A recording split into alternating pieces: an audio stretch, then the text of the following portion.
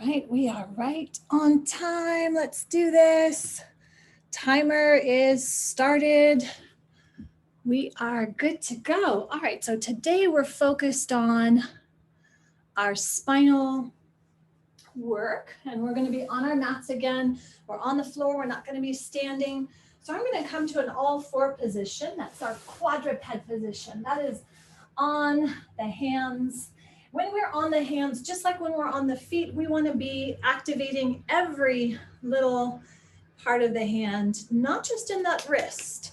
So if you tend to be tender in the wrist area, activate those fingers, activate the pads of your hands, and that's going to balance some of the weight that gets on those wrists. The other thing you want to focus on is, just like what we do in anything with Yogilachi, is we're activating at the core. And as we go through this first movement of articulating a beautiful cat-cow, we're going to look at the articulation of each vertebra. So we will start in neutral pelvis. That's where the pelvis and the pubic bone are on the same plane. That's going to allow that spine to just settle in for a moment. And we're going to sew the belly button gently into the spine. It's not like sucking in to where you're having to hold your breath. You still want to be able to relax and breathe. Neck is in alignment. Head is in alignment with the rest of the body. You want to make sure it doesn't hang like a bag of potatoes on your body here. So from that position, we'll start with the sacral area. So that will be the tailbone area, sacral area down below. And we're going to start by tilting and making the tailbone face down. As you do that, it's going to send the rest of the vertebra in this nice spinal articulation or mobilization, which is what we're doing. We're focusing on a spinal mobilization all the way up into the cervical. That's at that base of this cranial area. And we're going to bring the chin all the way into the chest. Now, we don't want to go so far where we're peeling the back off. So just articulate just from that vertebra. And then we'll lead with the top of the head, and we'll bring the head up first. And then let the rest of the vertebra follow in that articulation. So if you've been working with me for a bit, then you know that you're going to go into a retraction of the scapula. If not, just drop your shoulders away from your ears, retract, or bring the scapula together gently, and then finish that all the way up. So this is then our reverse cow. And we want to make sure we're not compressing at the vertebra. You still have space. So imagine that you have a tail and it's being pulled lengthwise, not to shorten your space at your vertebra. So you're really working to get the pliability of the spine, but not compression. So think of expanding the space between the vertebra and being able to articulate the joint by joint. Ideally 10 times doing this motion and just flowing with your breath. We may not get to 10 times, but on your own practicing this, it's such a good practice, taking your time. Now really be paying attention to this. I've seen lots of people do this and teach this of let's just do cat and cow. And we're forgetting what this really is about. And that's that spinal mobilization, the articulation of the vertebra, the activation of the little micro muscles all the way through the whole body. And it's really about doing quality over quantity. So I'll reverse back what I said about the number. Let's not focus so much on the number as focusing on what feels really good and being in the moment with each movement, each articulation, each little subtle shift in that vertebra, in the muscles activating. And so now we'll come back to central or our neutral position in our center here. And we have good activation in that core, because what we're going to do is take one hand now and thread through underneath one arm, as if you're reaching underneath your bed for a ball that may have dropped under there. if the dog doesn't get it before you do.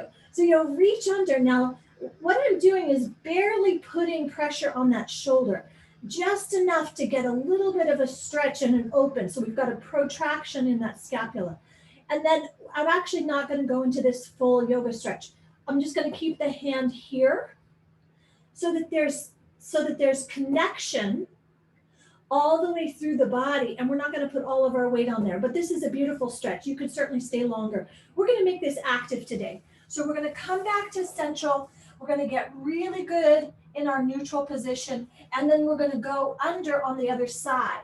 So you'll see this from my back, where there's going to be that protraction of my bottom arm. The scapula is spreading, and that's stretching gently. Now, we can also make this posture where we reach this, but again, for today's purposes, we're just making this active.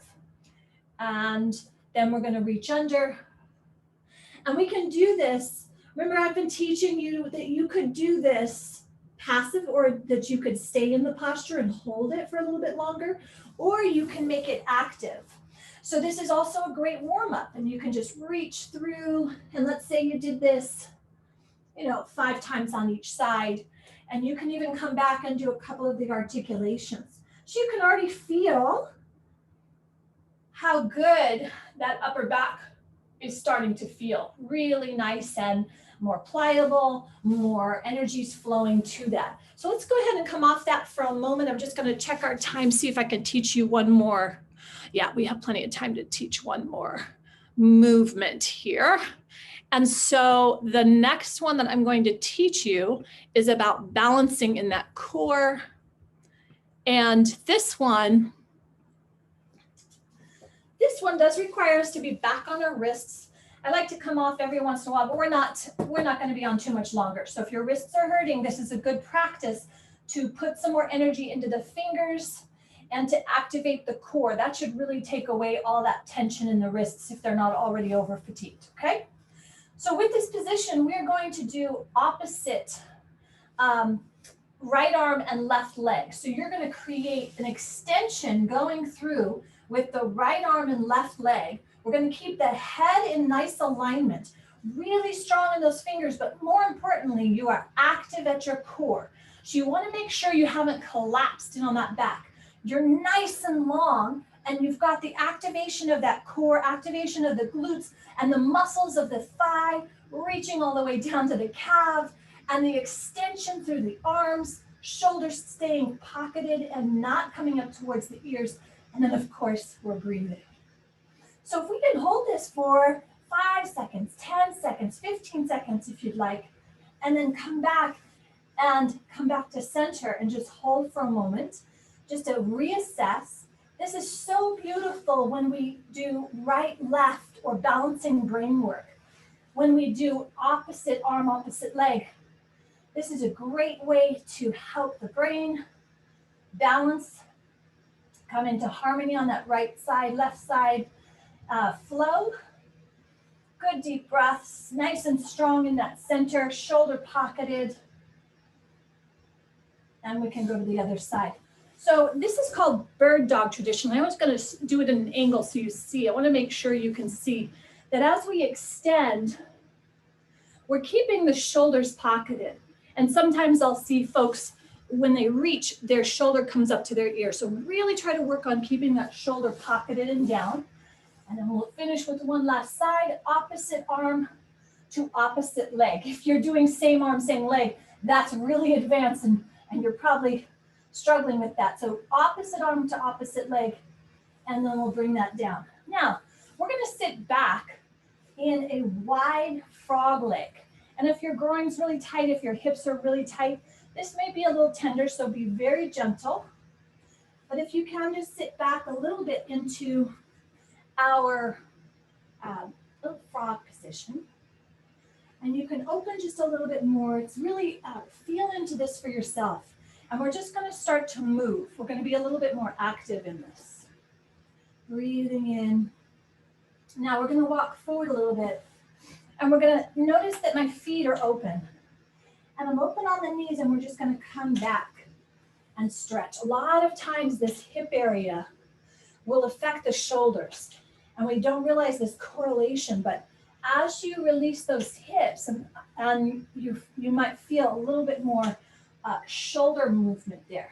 Now, as I'm doing this movement, I'm going to start showing a prep for the next exercise we'll do in a couple days, which is the roller coaster. So we've done a lot of preliminary work to prepare ourselves for this. We've begun to retract a little bit. We've begun to protract. And that's what we're going to prepare for. I'll just give you a little bit of a preview. We want to be able to do some beautiful movement through that shoulder girdle rather than being so stuck in those shoulders.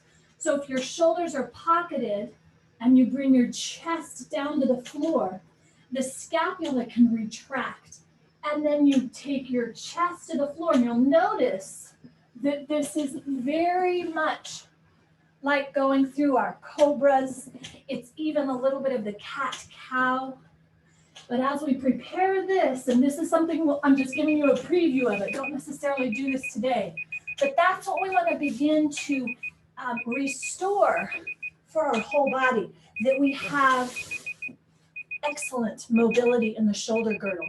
We have exceptional stability in our belt line, and then the hips have our mobility restored. That's going to last you for a lifetime of healthy movement. And being able to move that body is really going to help generally keep your energy up, keep your focus up, and that's our time. All right, thanks so much for joining me. Be sure if you're not subscribed to the Yogilachi channel that you are, so that you can get all of our regular trainings. Comment, let me know how things are going. Is there something that you want help with specifically? And we'd love to help. So we are at Yogilachi, whether it's Facebook or all the social media, you should be able to find us through Yogilachi and at our website.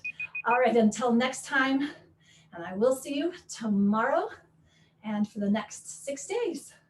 All right, peace and blessings.